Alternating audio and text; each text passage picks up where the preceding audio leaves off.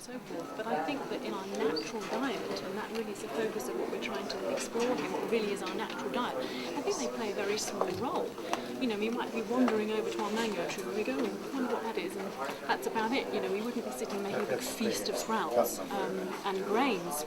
I definitely wouldn't advocate them for anyone, sprouted or otherwise. What do you mean by our natural environment? What is that? Our natural environment is the subtropical or tropical parts of the world. I mean, there's been many ice ages that have occurred during our historical past, which has enabled or has resulted in us being dotted about all over the place. But in essence, that is where we belong. That is why, unlike other creatures, we have to wear this stuff in most places to keep warm, because our natural covering is insufficient for the non-tropical places that we find ourselves in, that we feel chill. You know, if you go out to the tropical rainforests and the subtropical areas of the world, you don't actually need clothes. You might choose to wear them socially, but that's a temperature that your body's suited for, and our skin covering is suited for. So you advocate eating a lot more fruit. It contains a lot of fructose and sugar. And what about people with candida problems? Candida is a really, it's a big topic, and I'll be as concise as I can on this one. Essentially, the issue with candida is to do with excess fat in the diet, not to do with the sugars. And let me just explain this if I might. Your blood sugar level needs to be kept at a relatively constant level, okay? If you deviate much with your blood sugar level, you die. I mean, you get seriously ill seriously quickly. So your body will always support a fairly consistent blood sugar level, whether it's getting those sugars from its carbohydrates. It may even have to break down some fats or proteins or whatever necessary to support that blood sugar. Now, the point is that if you have a lot of fat in your diet, fat inhibits the ability of insulin to do its job. Now, the job of insulin is to usher sugars out of the bloodstream and to deliver those sugars to the cells of the body. When there is a lot of fat floating around in the bloodstream, it blocks the ability of insulin to do this. So what we end up with is overly high levels of sugar in the blood, because the stuff can't be gotten out, because the insulin can't do its job. And the first problem that we come across, of course, is that we start having literally hyperglycemic problems, where the blood sugar level is too high. And in response to that, the pancreas tries to throw out a lot more insulin to try and correct the situation, and it gets relatively exhausted in the process. Meanwhile, the adrenals come along and give the pancreas a good old stimulating thrash to get it to produce more, and they also get fatigued. Candida exists within our bodies all of the time, but the point is, when the adrenals and pancreas together are too exhausted and pooped out to actually get this sugar out of the blood in the presence of fat, candida is what saves our lives, because candida then feeds on those excess sugars in the blood, and as a result prevents the blood sugar level from becoming dangerously high. And of course, like any creature, the more food available, the more it proliferates. And so when feasting is good, you know, candida gets to be greater in quantity. The issue to get over candida problems is not to remove the fruit from the diet, it's to actually get the fat shaved right down in the diet. And then insulin can do its job. Sorry? Even like natural? Any fat. I mean, we know that plant fats are superior to animal fats in the diet, and we know that raw fats are superior to cooked fats. But any amount of excess fat, even if it's raw and it's plant, like avocado or nuts, for example, is still going to have the result of having too much fat in the bloodstream, and therefore preventing insulin from being able to do its job and usher those sugars out. So what percentage of fat do you recommend? It's an interesting thing, because when people talk about percentages, there's often a very big gap between the math of it and what this means when you're standing in the kitchen. And what we all really need to talk about is, what does this mean in your diet? Yeah? So what I'm going to talk is in kitchen terms here. First of all, bear in mind that fat is in everything. Fatty acids are even in lettuce leaves. A bit depressing for people who are on the diet and thinking that they'll do it on lettuce.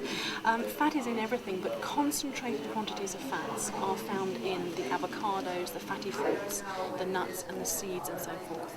Now, I would recommend that people keep the fat, the concentrated fats, to only one meal of their day. And this is usually the evening meal, simply because it's a good way to make a salad dressing.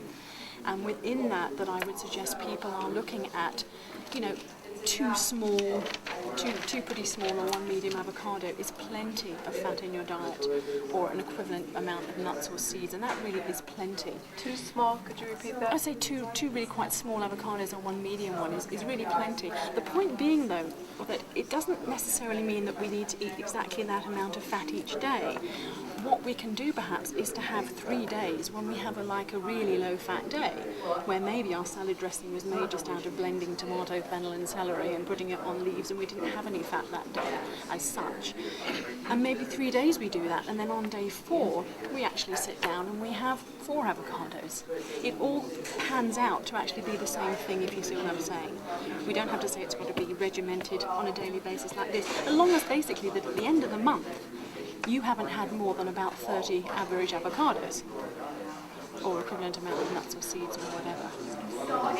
And do remember that the ratio of proteins, carbohydrates and fats doesn't change according to whether you're male or female, large, small, active or inactive.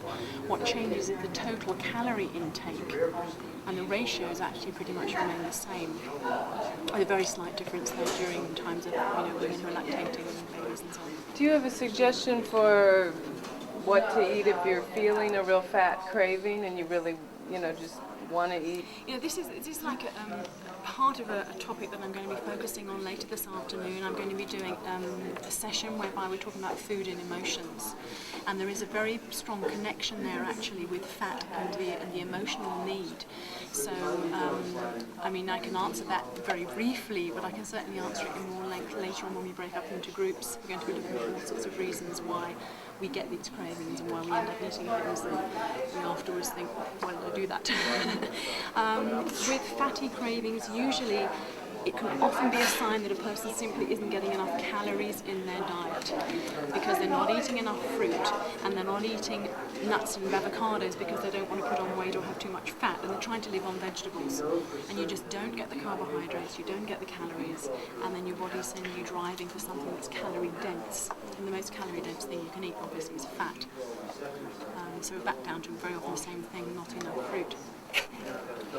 2 questions. Do all fruits and vegetables contain alcohol?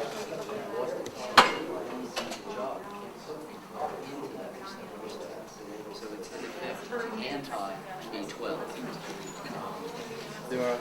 For me, I always want fresh anytime I can get it over dehydrated foods. To me, dehydration is equivalent or synonymous with poisoning. And it doesn't matter if that dehydration comes from the fact that you were just out exercising and lost a lot of water, so you're being poisoned by the toxins you produced, endotoxins, or whether you're being dehydrated from an outside source of eating dehydrated foods or foods that are anhydrous in and of themselves like salt, and these are exotoxins. And either way, dehydration is the equivalent of poisoning. And when you experience thirst, the first thing I would love you to think, if you feel thirsty, you go, I feel poisoned. I need to drink.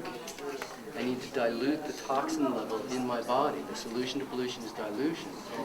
You always have toxins in your body. You can't totally detox. You're always producing them. 5 trillion cells, all producing toxins as the waste products, the byproducts of waste metabolism. But then you clear it out. If it's concentrated, it's toxic to you. And so dehydration is something to totally be avoided. Eventually, Rosie and I like to talk about foods coming in 3 categories. The foods you absolutely would never eat under any circumstances, the foods that you always eat, and then the middle category, the sometimes category. And if you make a list right now of all the foods, the never, the always, and the sometimes, and then start drawing some arrows, like the ones that are sometimes but almost never, and they're moving in that direction, and give them an arrow. And those foods that are sometimes but you want them to become always, and you point the arrow going that way. And a month from now, make another list and see if those, and the ones that are always but you want them to turn into sometimes or into never, in fact, because there's probably some of those still for most of us. And once we get the food issues under control, there's a lot more issues in life to deal with, but food is a great one to do. That's an easy way to do it. Just make three columns and start. And the middle column can, have the foods going both ways. The foods that are never, but you want them to become always, they've got to do some shift. But as I said, I want my philosophy out in front of my actions always catching up, and my philosophy moving forward all the time. So I'm not consuming dehydrated vegetables, but would I ever? Yes, would I ever? If I go to your house and you made me a special all-raw meal and it included nori rolls, you go, yeah, these aren't toasted nori rolls. I got dried nori rolls, and it's all raw and it's really nice. And I made my special. Everybody loves my nori rolls. I'm gonna eat them, but I'm not gonna make it part of my day in day out diet. I'm not. Just like when I go to New York City, I'm gonna breathe the air, but I'm not gonna go out of my way to breathe that kind of air year round. Right? Okay, what you do all the time accumulates fast. What you do once in a while, you gotta live a life. I mean, we were outside playing. A bus went by. We didn't say, okay, don't breathe. You know what I mean? What about essential fatty acids? There's all these things out now about how you have to have them. All the stuff that's out about essential fatty acids is out there for people on the standard American diet. They are not getting sufficient essential fatty acids in the foods they eat. And even if they were there, they've been grossly malformed by the cooking process. The omega-3s and 6s especially, the linoleic, linolenic acids are in all fruits and vegetables. If you eat a diet that is approximately 3% fat from fruits and vegetables, you will get sufficient linoleic and linolenic acid. If we eat a diet that's 10% fat, like I'm suggesting, 3 times as much as what you need, you obviously got more than enough without ever having to worry about it. The thing is, the idea about nutrition that I try to get across to people is what we're really looking for isn't the most nutrients of any specific nutrient. I mean, you don't want to really drink flax oil. It doesn't have any protein in it. It doesn't have vitamin C. It doesn't have all the other nutrients. Why would you want to focus on that one nutrient? Do you really know that much about nutrition? And what are you going to do about the other 5 million nutrients that you're not getting when we drink oil? You know? Instead, what we're looking for is foods whose nutrient components closely mimic our nutrient needs. When you try on a pair of shoes, you don't want the biggest pair of shoes. You want a pair of shoes that fits you. This is what I call Goldilocks nutrition. You don't want too much, you don't want too little, you want it just right. Fruits and vegetables come the closest to mimicking our nutrient needs with their nutrient content. It ends the discussion as to what we're supposed to be eating. Cancer Society, Heart Foundation, U.S. government, the International Olympic Committee, everybody's telling us eat more fruits and vegetables. We can't be going wrong when we eat more fruits and vegetables, even if it's to the exclusion of everything else, because fruits and vegetables are the most nutritious foods. In fact, we're only going right by gearing the diet more in that direction. The essential fatty acid issue is really geared for cooked food eaters, standard American diet eaters. On a raw food diet, it is not an issue. The problem is too much fat, not enough fat. How do you know if you get too much essential fatty acids? Like, that's not even being discussed, but it is more of an issue, I think, than not enough. I have a second question. I don't know, we have to vote on it. I don't know if anybody else has had this problem, but vegetables make my stomach hurt. I have a hard time digesting them, and I know that's because my digestion's off, and it's slowly improving. But is there anything you can do meanwhile? Yeah, eat vegetables that are easier to digest. Eat more fruit in your vegetable meal. Is a meal of orange, tomato, and lettuce a fruit meal or a vegetable meal? Tomatoes considered a fruit. I mean, orange, tomato, avocado, and lettuce. That's pretty skewed towards. But if it's like a whole bunch of lettuce chopped up in a bowl, orange, tomato, and avocado on it, you're definitely going to eat it like a salad. But it's really a fruit meal with lettuce. Lettuce and celery are easy to digest, and they go with all vegetables. I would gear much more of my vegetable consumption to focus in on those two that are easy vegetables to digest. Make your salads more fruit-oriented, the way I just described. Okay. All right. So I mean, I don't. There are people who call nuts and seeds the fruits of those trees. I think that's stretching it a little bit, but certainly things like tomato and pineapple and avocado easily go well on top of lettuce and celery in all varying combinations. And you have vegetables that are easy to digest rather than trying to eat things like kale or cauliflower or ones that are really tough. Yes, you will develop the abilities. If you use it, you develop it. If you don't use it, you lose it. So it's a matter of, as you say, you'll get better at it. But we are not really designed to eat the bark off of trees. That's tough vegetable matter. We're designed to eat fruits and shoots. Shoots being young, tender vegetables. So, stick with tender vegetables. I have a question. What about local, seasonal, eating the season? It didn't feel good, but it was good. The bottom line with fasting, I think I might have briefly said it on the stage, your body's trying to survive. So just from a physical point of view, it's saying, look, I don't know when food's going to show up again. I have to live off of my reserves. I want to live as long as possible. So in order to do that, I want to make every system and organ and tissue work as perfectly and efficiently as possible. So I have to use at least the least amount of nutrients as possible to live. So in order to do that and make everything functionally very efficient and effective, it cleans out obstacles. Big time. So from that point of view, it's just survival. It wants to survive. So that's why they greatly accelerated cleansing. Under a supervised, how long would you go generally? I fasted people for 3 days and 47 days. You should be Is there an fast average? to completion. Is there And that's an different for every Person. Average 2-3 weeks. You get some really profound benefits out of it. Really? It's like if I wanted to come down to a fast with you, probably you'd recommend like 2 or 3 weeks. We talk about your situation because it's always unique.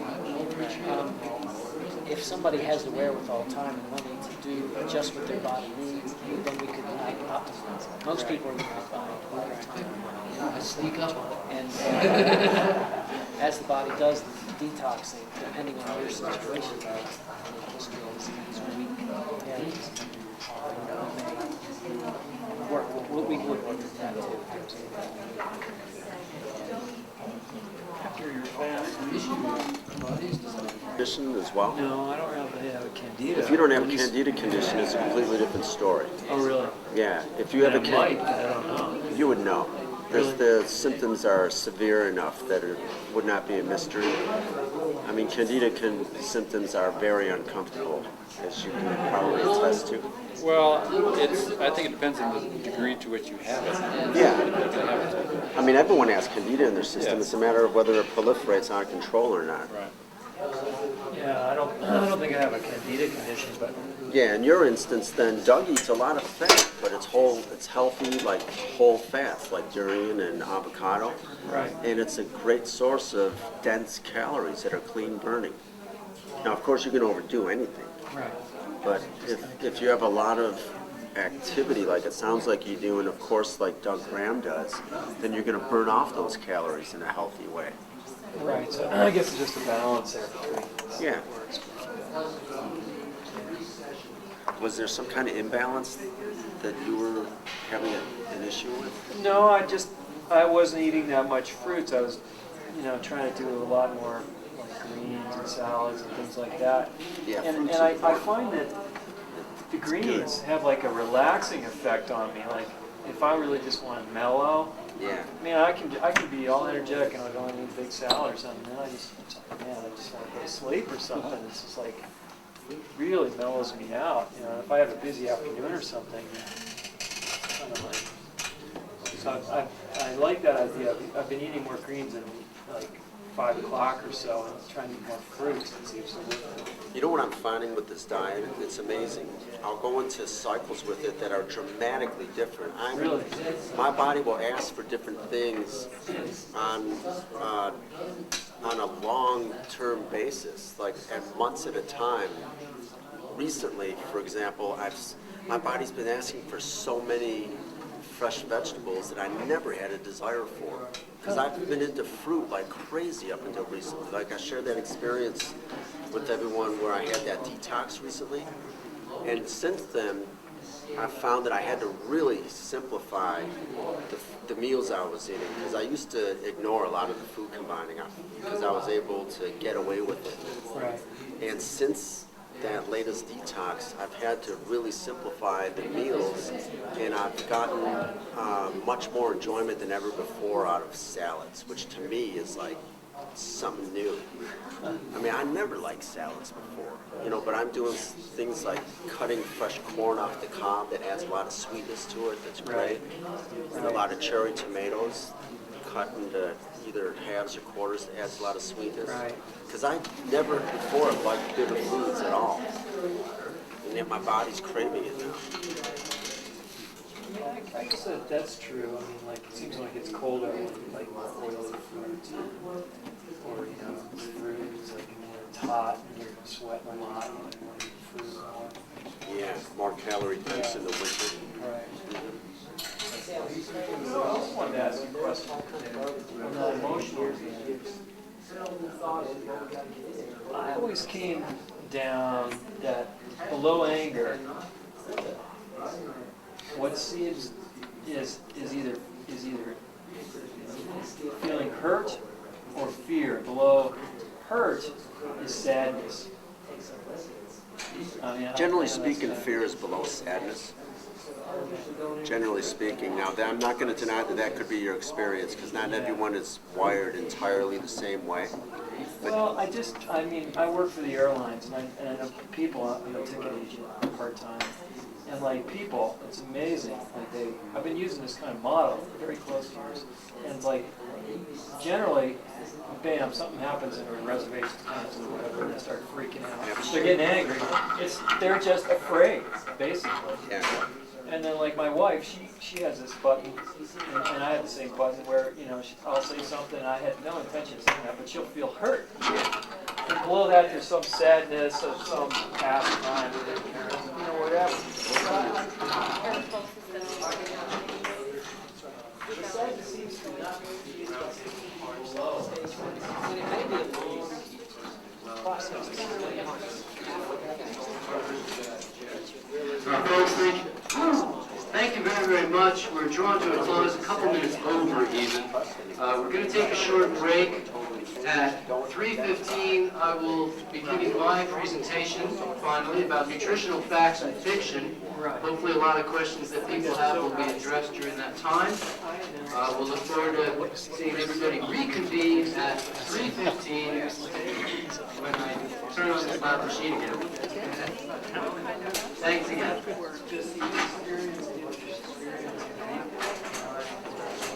Moving it out, blows out.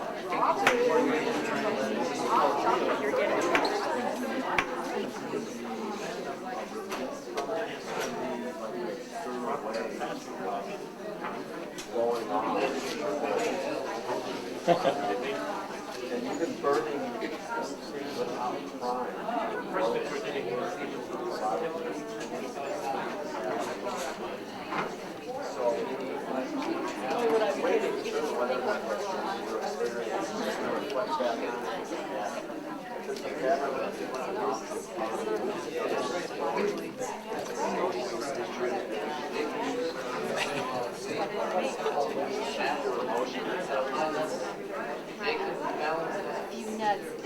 It's not more the taste thing.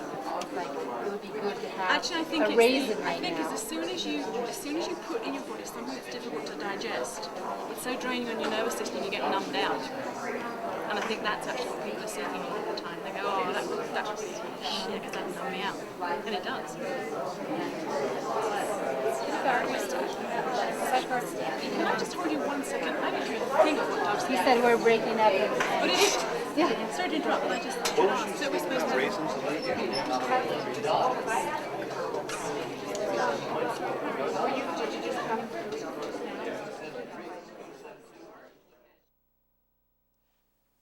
I tell you, it's tough to get respect up here.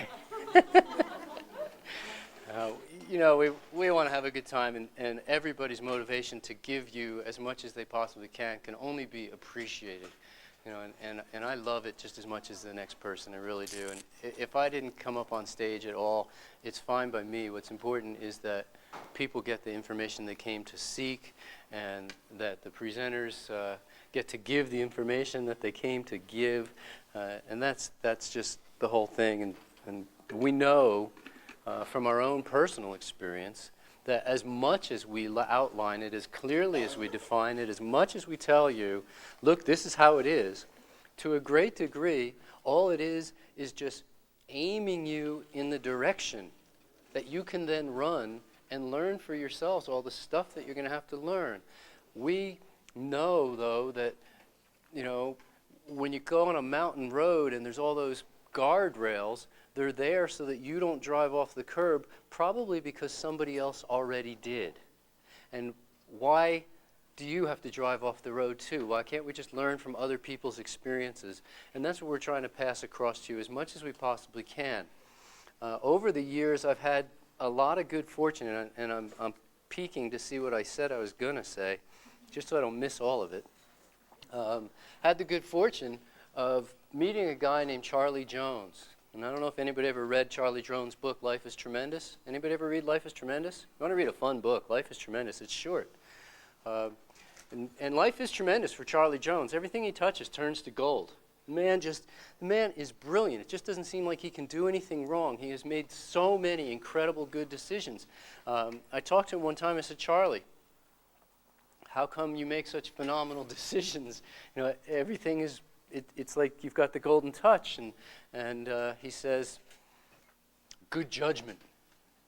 I said, okay, I'll follow you there and understand, like, how did you come upon this good judgment? He goes, experience.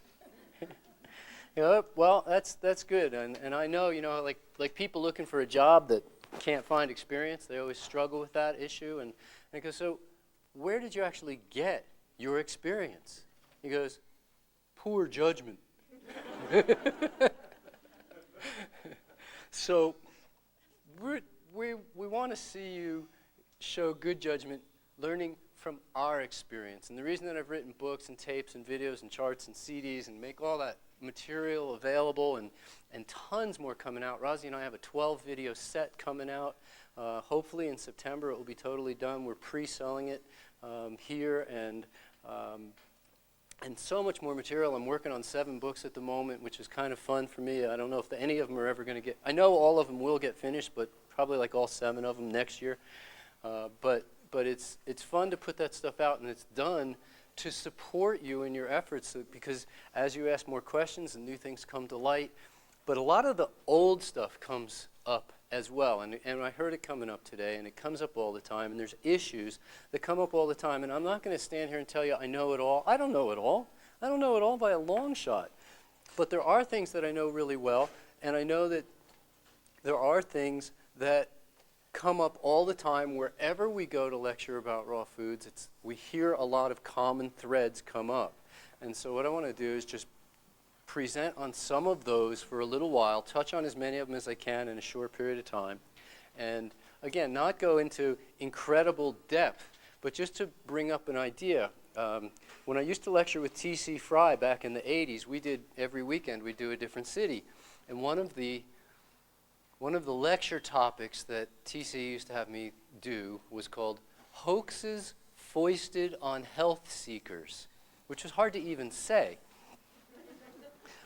And what it was about industrial waste products that are being sold as superfoods, and on, and the various scams that people use.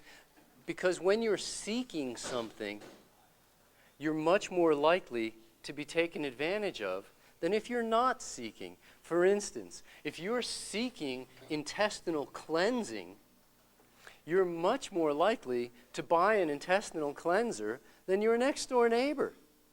I mean, right? Yeah. If your health has failed for any number of reasons, you're more likely to be looking for some silver bullet magic thing that's going to help you rebuild your health. If you're aging at an accelerated rate or you're watching your vitality just drain away, you're going to start looking in ways that people where they go, well, everything's okay. You know, how much is a 16-year-old looking for health? Well, everything works. They're super beings at that point. I can still stay up all night, but I pay a terrible price, you know. And so the people that are looking are much more vulnerable. And sometimes we let all of our common sense, I don't know exactly how to say where it goes in a nice way, but we let all of our common sense just go away. For instance, as I asked earlier, most of us went the raw food route via Salt Lake City and Phoenix in order to get to Denver. We went vegetarian to go vegan in order to go raw, instead of just going cooked, not cooked. What a shorter path. It still would have been a transition for all of us. Very few people go cooked Thursday, raw Friday, never look back. I mean, there are mental issues, and there are emotional issues, and there are psychological issues, and there are social issues, and there are issues, and there, you know, and there are physical issues of actual training. For instance, when we have crippled our stomachs from consuming small volume meals that are high in fat, low in fiber, low in water, low volume food. Look at a Happy Meal. It's not very happy. It's only a couple bites. I feel so sorry for those people. They look at my salad and go, how do you eat that much food? You know, and I go, oh, but I like it. It's like, what a treat to be able to eat low caloric density food, because I get to eat a lot of it.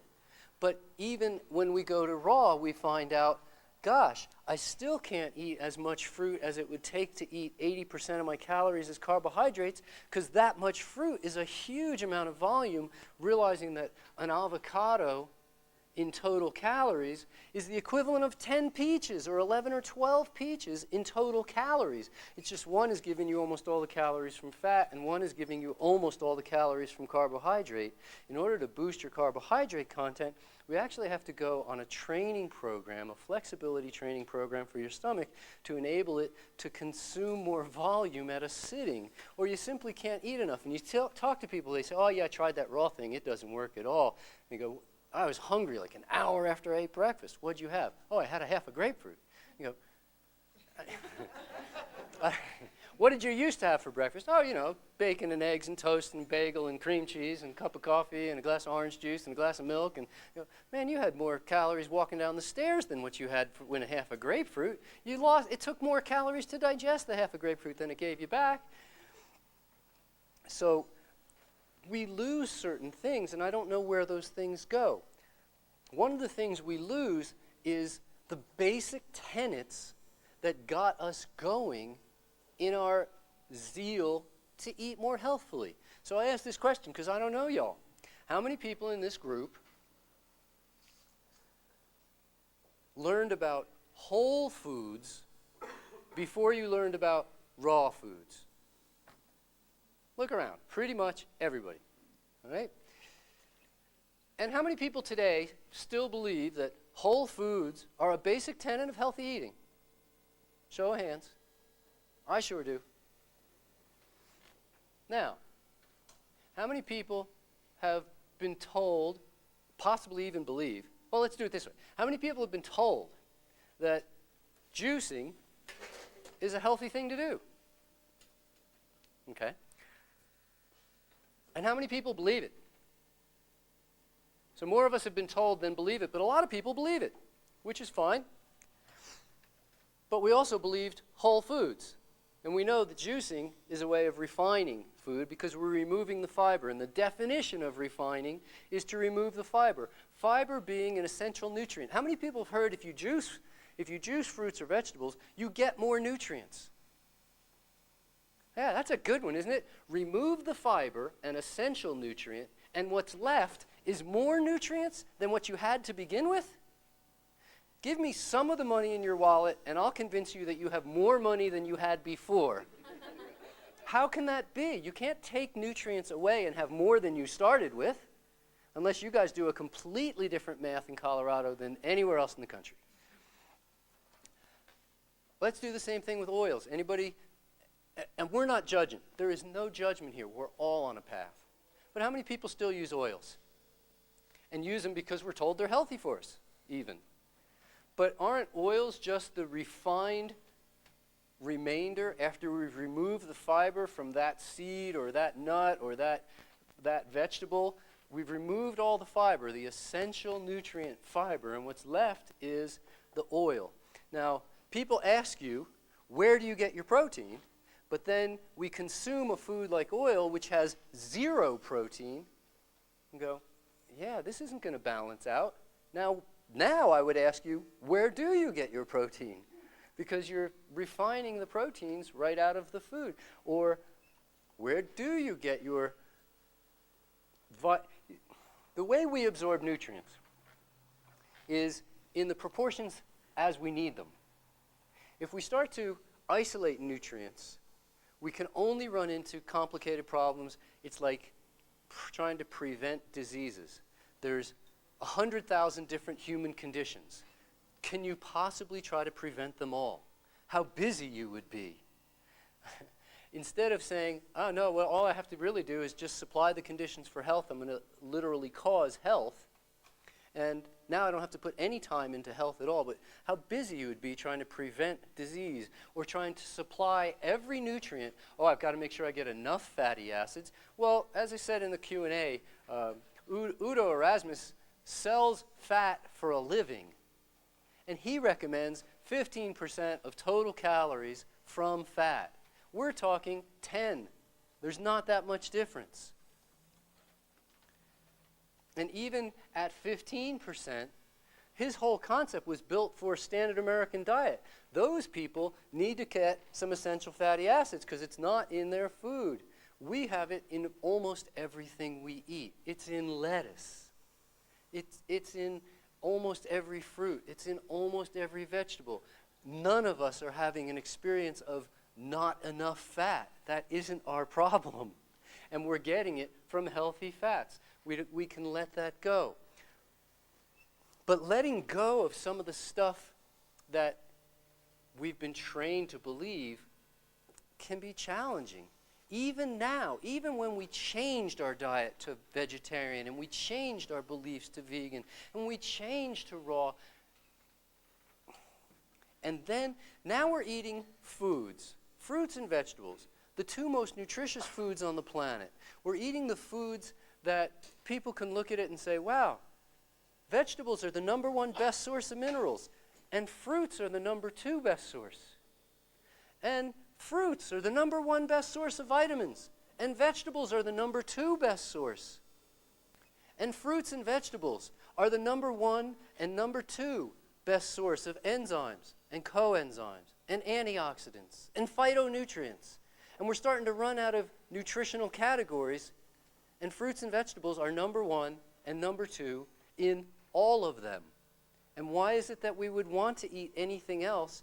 Why should we have to supplement that diet with superfoods, with supplements of any kind? It doesn't make sense. We're eating the most nutritious food there is. The people who should be worrying about their diet are the people who haven't made dietary changes, and still, through all those dietary changes, I'll come up on stage and start talking about taking healthy care of yourself, that supplements aren't necessary. Supplements are the noun, not the verb. It's not what they do, it's what they're called. That superfoods, how come superfoods, gee, what tree is it that grows superfoods? They don't grow, I never saw a bottle of superfoods growing on a tree. How come people can tell us that the soil is depleted, therefore we need to supplement, and supplement with our vegetables because ours are rich in nutrients? Well, weren't their vegetables grown on soil? Same soil as everybody else's on the planet? Where did they find special soil? And if they did, why didn't they grow lettuce and celery like we needed in the first place?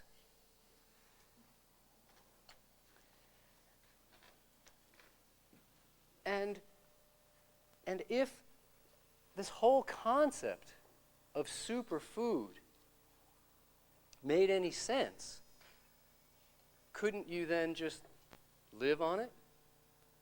But no, it's only a spoonful is all you need. Well, what food do you consume by the spoonful? Foods in nature, we can either make a meal of it, we find it easily, and then make a meal of it. It supplies our nutrient needs. It supplies our water needs. Dehydrated foods don't do that. They dehydrate us. Dehydration is poisoning for us.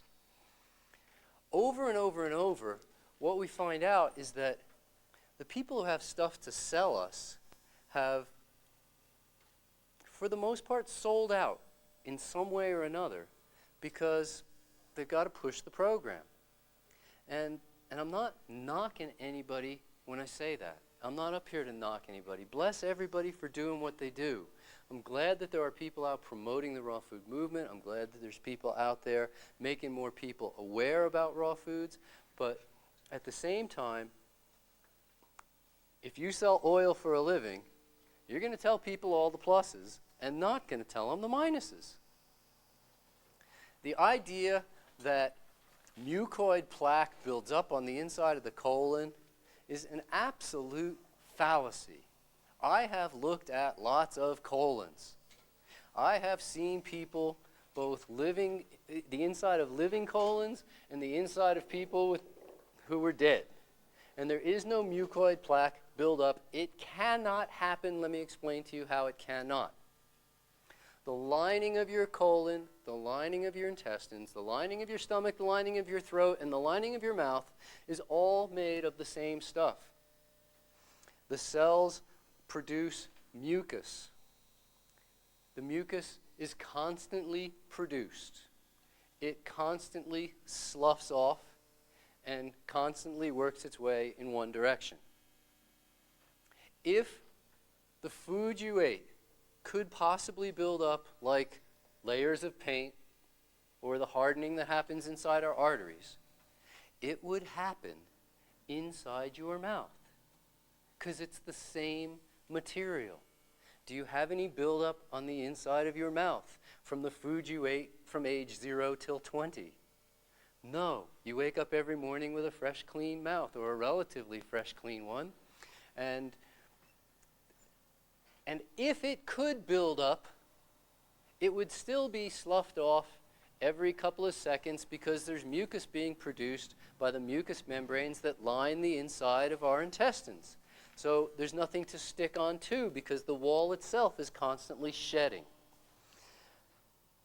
But as I say, I've looked personally inside of colons.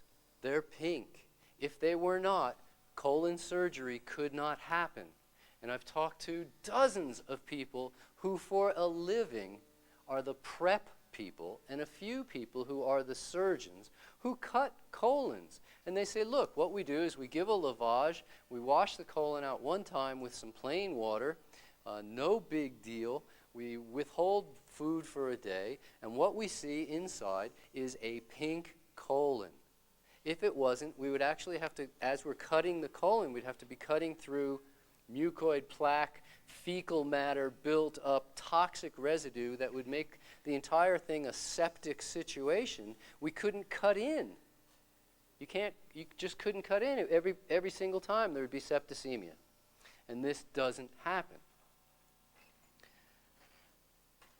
The difference between treating the symptoms and eliminating the cause of the symptoms is a huge motivation.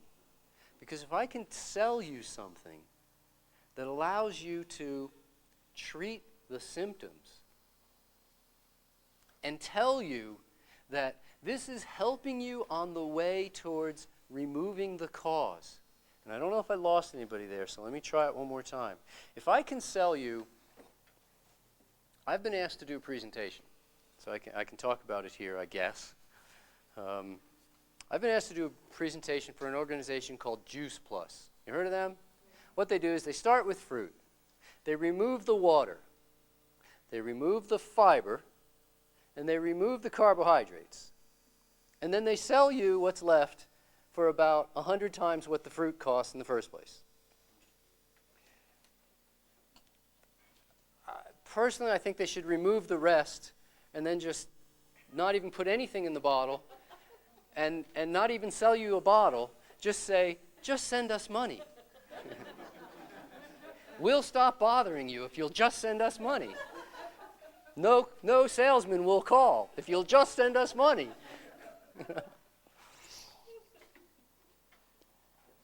Now, the Juice Plus people say, yes, but people won't eat enough fruit. And so we sell them this. Yes, but eating this product leads people towards eating more fruit. I say that if you're smoking cigarettes and I can convince you that vitamin C tablets will make up for what you lose every time you smoke a cigarette, eat a vitamin C tablet, I am not training you to stop smoking. I am training you to keep smoking. And the same thing with supplements, glandulars, probiotics, superfoods. People are not training you to eat better. They're training you to eat worse and take their supplement. In fact, relieving you of the responsibility of eating better. It's not that important that you eat better.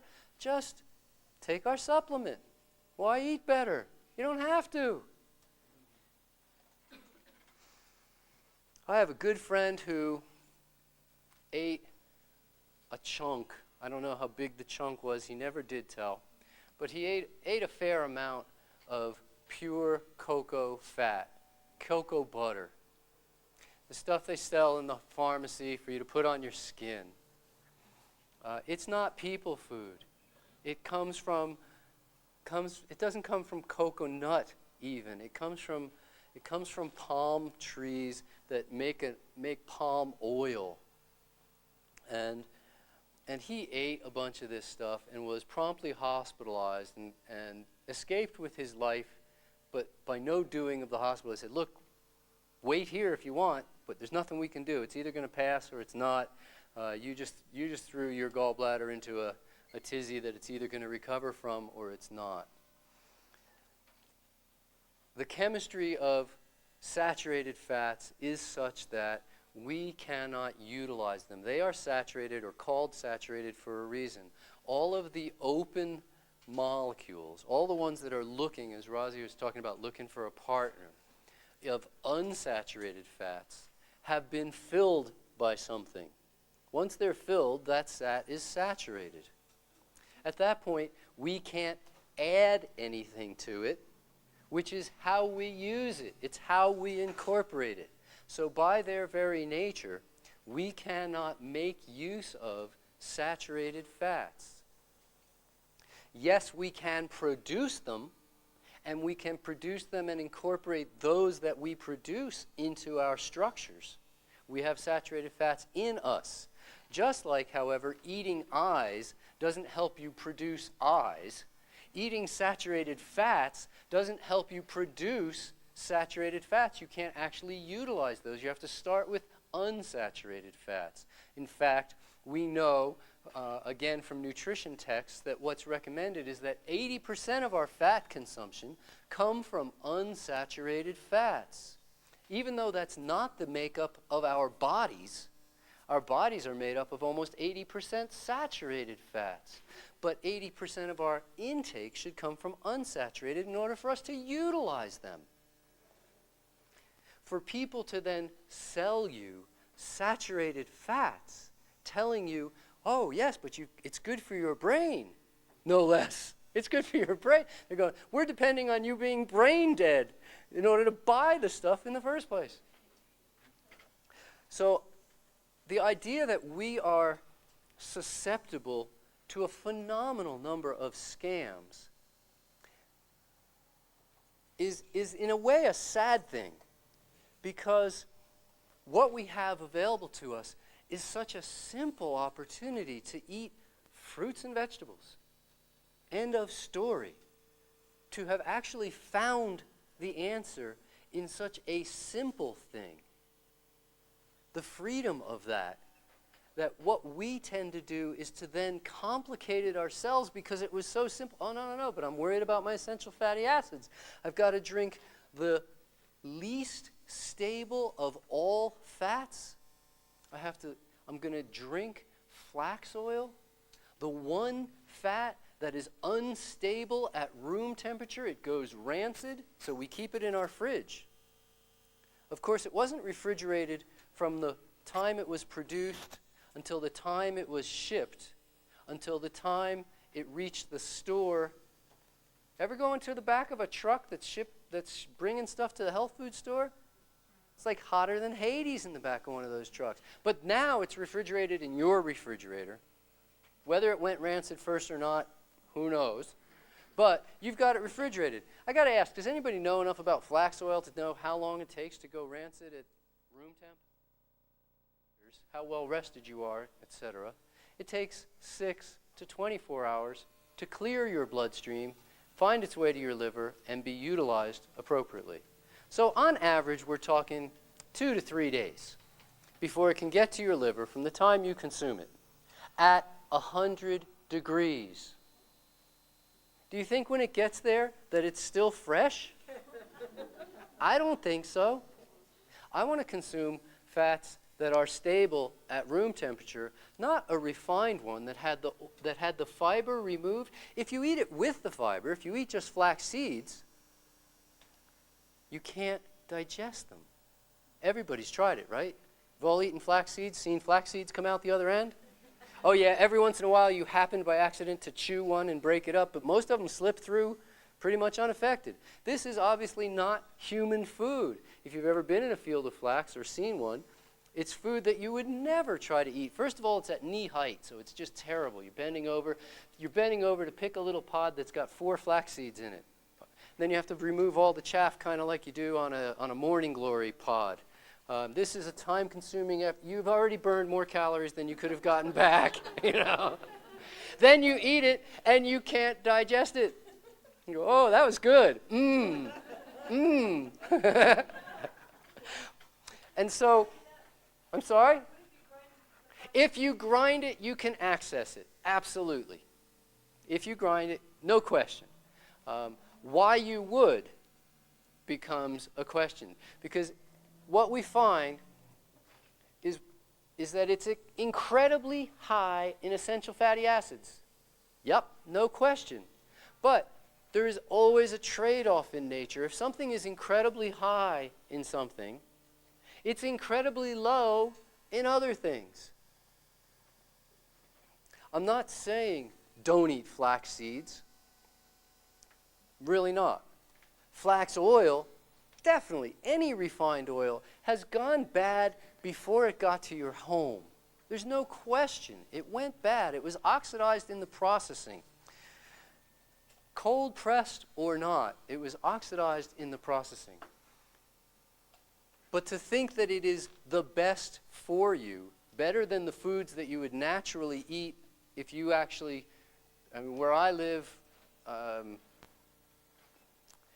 tropical pistachio grows. It's a rather nice nut. It's a little bit bigger than a pine nut. Looks almost like a pine nut, but it tastes like a pistachio. But it's called tropical pistachio, and it's, I mean, that's what's available. That, I'm happy to just go pick them, eat them, sit under the tree, eat them. In a field of flax, I just keep walking. I have no interest in bending down and trying to eat flax. Separating that whole thing out you got to use your common sense. And the common sense, we've become inured to some degree to the fact that TV commercials are trying to sell us stuff.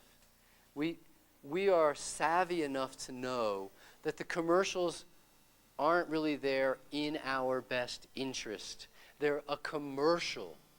It's programming. Right? They use that word. It's programming. They're programming you.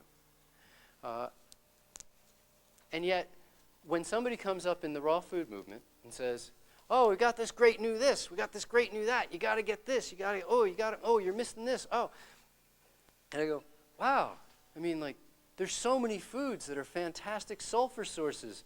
Why would I want to buy pharmaceutical quality drugs from a raw food salesman?